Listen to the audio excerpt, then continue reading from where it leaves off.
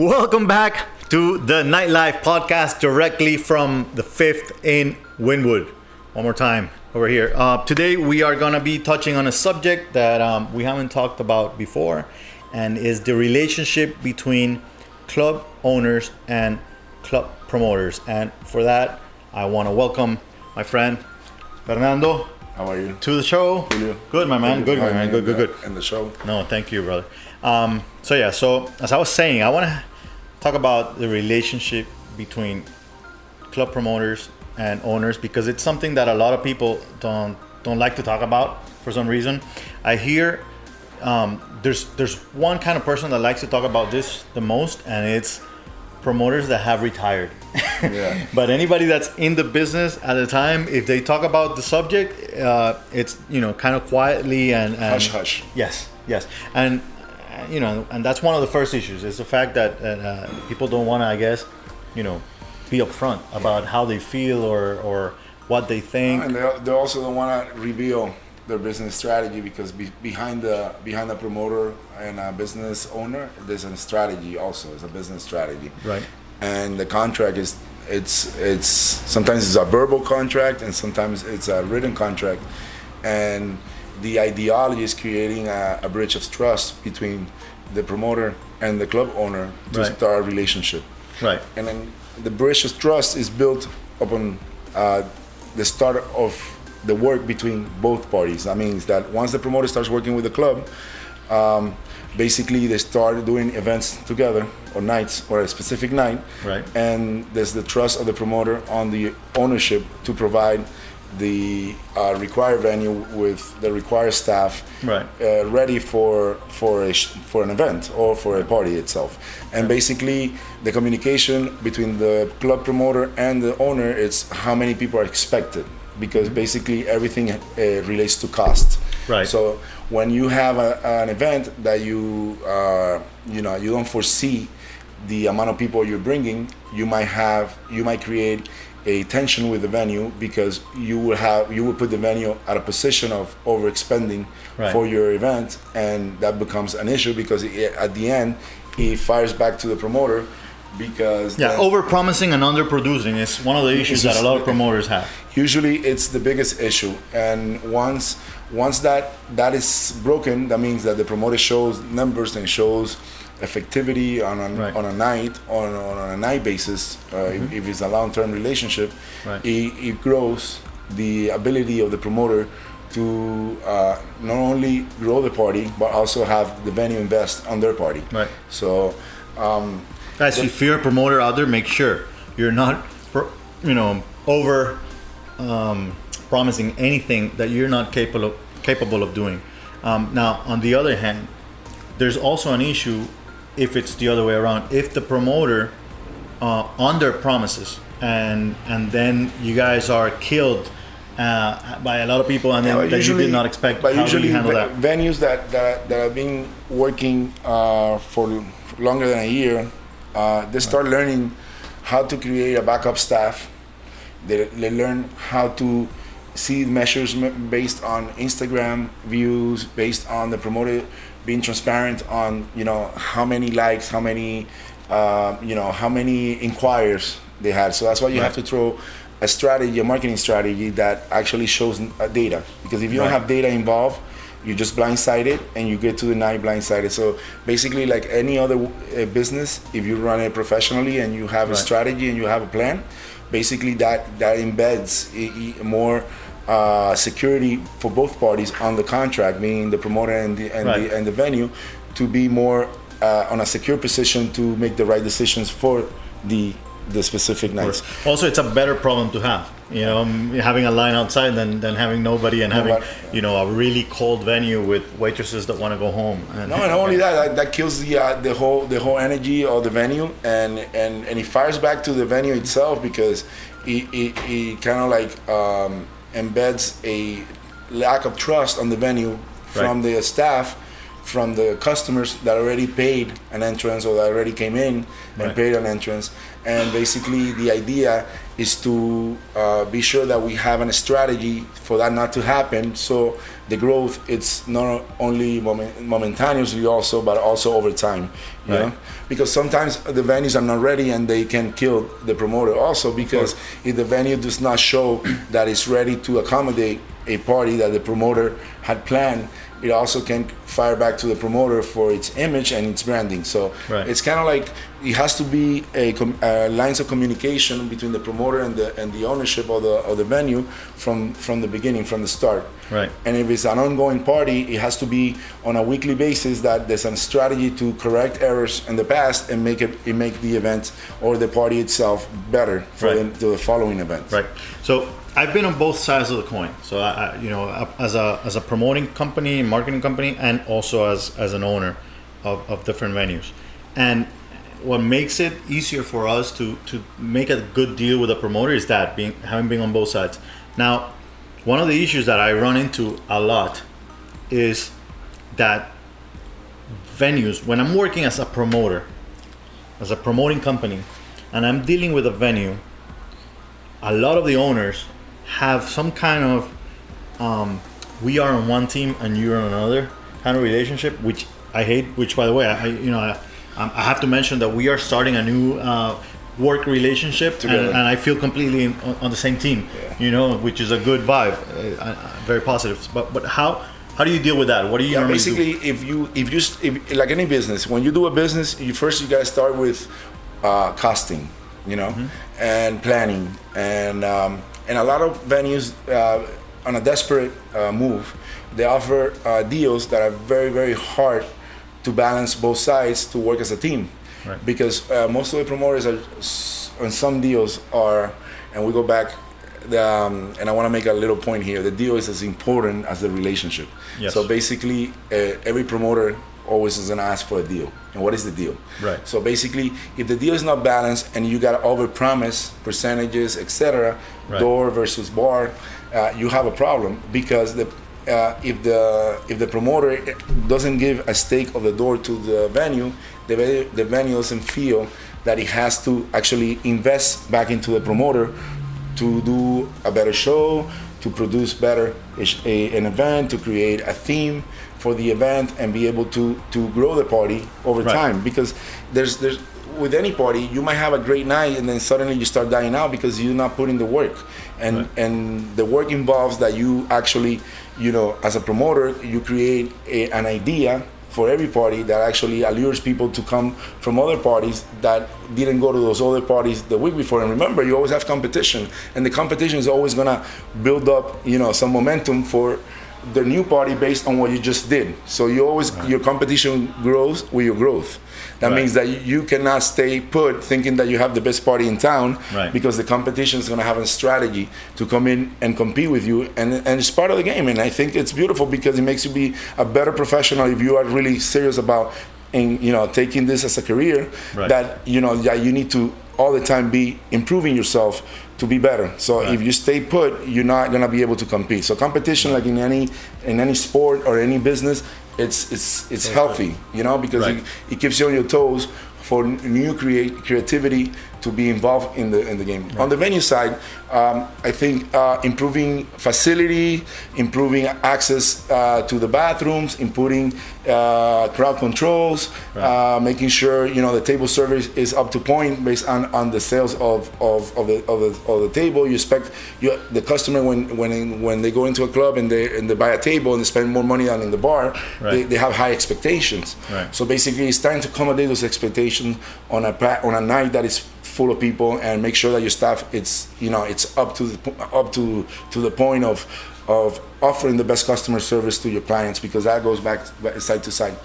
And so I believe the deal has to be balanced, and don't go for those deals that they look very promising, because eventually they will fire back to you because the venue is not in the capability of meeting that deal based on costing. Yeah, but by the way, anything you guys hear over 20% of the bar, 100% of the door, and 20% of the bar, and over that, run.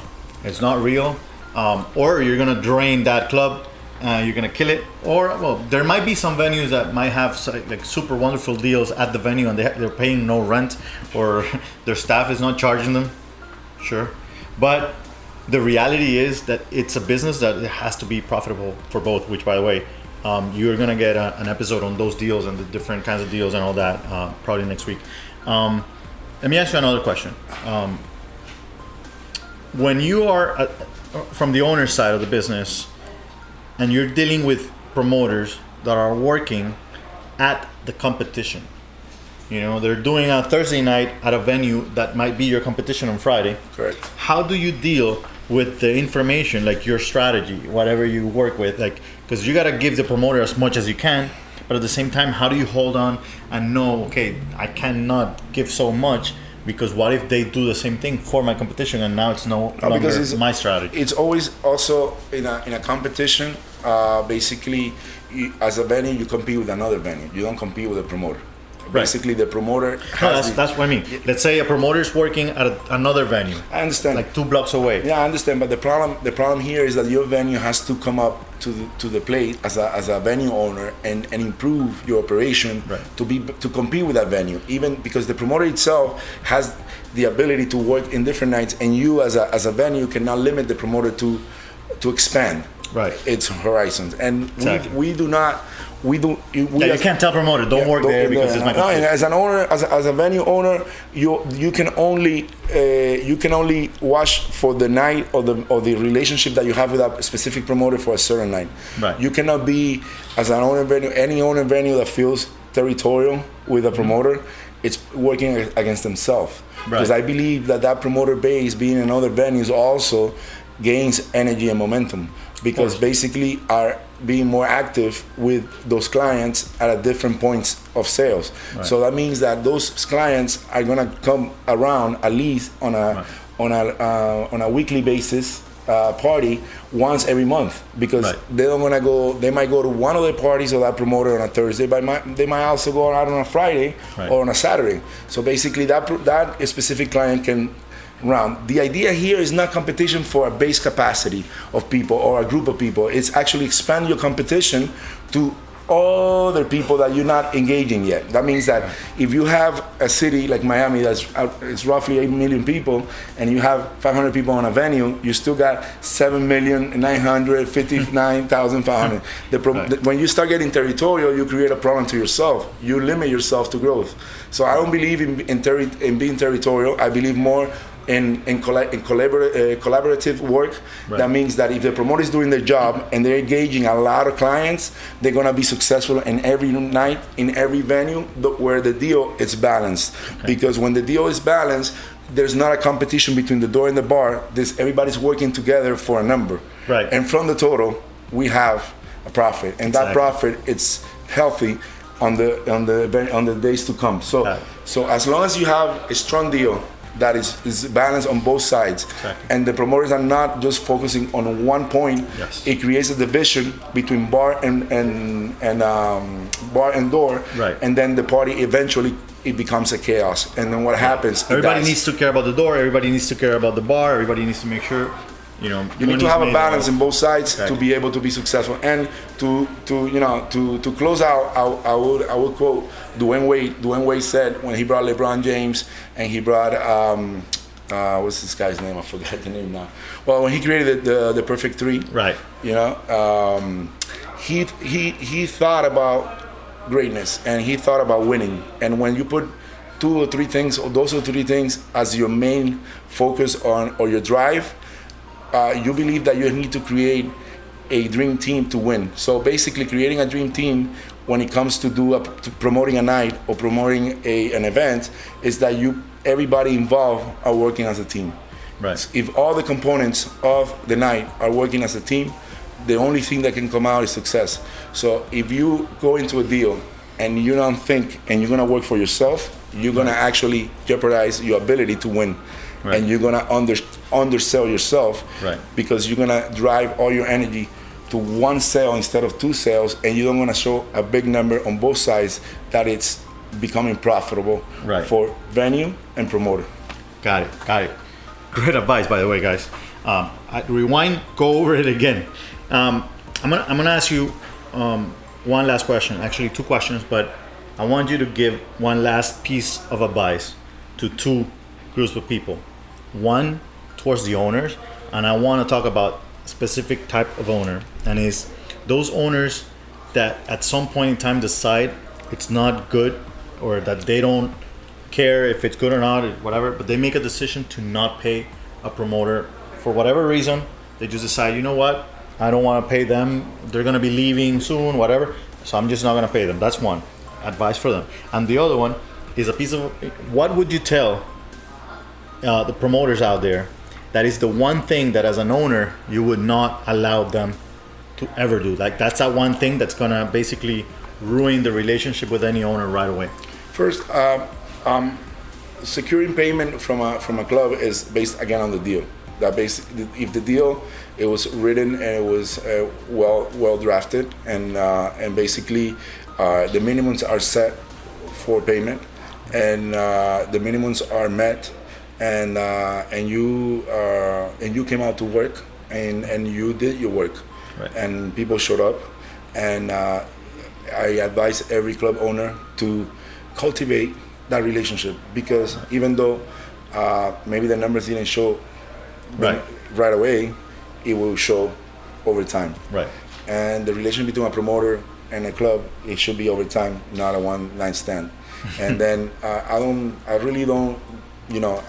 do not beneficiate from one-night stands. I beneficiate from long-term relationships. 100%. And that's my point with when it comes to a club owner. And when it comes to the promoter, and can you repeat the question on the side of the promoter? Regarding the promoters, is what would be that one thing, what one piece of advice you would give the promoters for them not to do like that? What is that one thing that's going to make you say, you know what, I can't deal with this, I'm not working with this kind of person? Basically, transparency at the beginning and at the end. That means at the beginning of the relationship, at the end of the relationship, because you never want to close the door. Right. Because you never know when you're going to turn around and have to knock at the same door. Yes. And usually when the relationship is strong and the relationship it was done the right way, and both parties ended up in good terms. Yes. I think in any work that you do, I don't think it's only on the nightlife. Oh, yeah.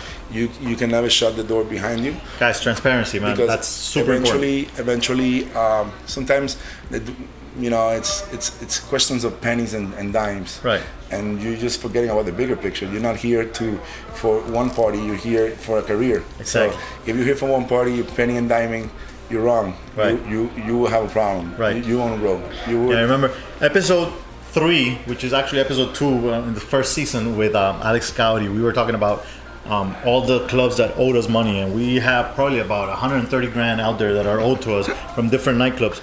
But what people don't know is we are in our second and third terms with some of those places, because with time we look around and we go like, there's no other places to go or to work, and we just have all these people to take somewhere. So we end up working with people that owe us money from before, but we just build a new relationship with a new manager or a new owner or something different things. Always leaving a door open. Over time, you need to find the formula, so you never find yourself in that ditch. That means that always the deal, we go back to the deal, yes, cannot be over-promising, because you cannot over-promise something that you cannot meet.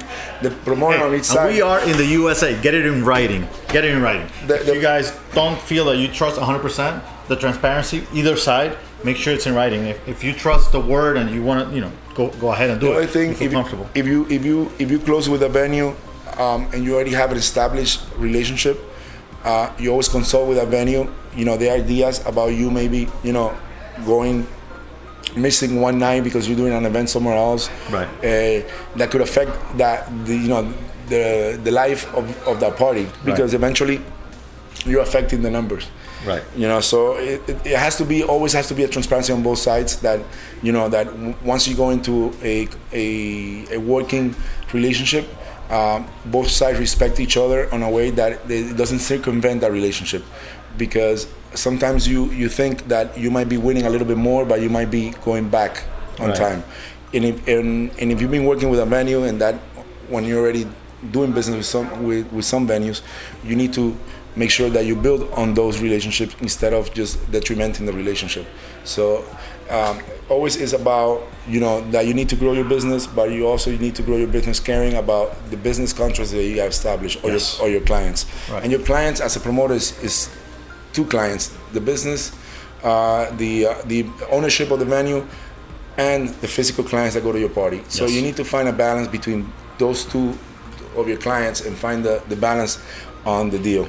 Yeah. And that's make them both happy. Make both happy. Exactly. Yeah. That's the difficulty of the business. It is. Hey, Fernando, I want to thank you so much for having me on the show. Not for coming. I actually came to you today.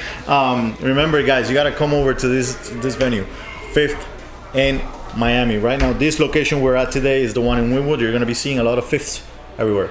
And remember to get the book on Amazon. Don't forget, and go follow LMG at all of our parties. You follow me at the Nightlife Entrepreneur on Instagram. Get Nightlife Podcast is where you find all the episodes, and you find us on iTunes, Spotify, Podomatic, YouTube. And what about the 5th? We have Friday. We have a special event. There you go. And basically, this event is gonna have a special artist, and his name is Coscuyuela. See, finally we announced it. We've been announcing a surprise concert. So yes, Coscuyuela this Friday is 25th this is at 5th in downtown Miami. Google us, you'll find it on LMG. You'll find it right there. And basically, this is the beginning of our relationship on a new Friday, and I think we're gonna have success, and I think we're gonna take it from here, and you guys are gonna be able to presence how it goes from the start to the end, and we're gonna keep updating you guys. If you see me around here more, it's probably because we're doing good business together. All right, guys, we'll see you guys next week. God bless you.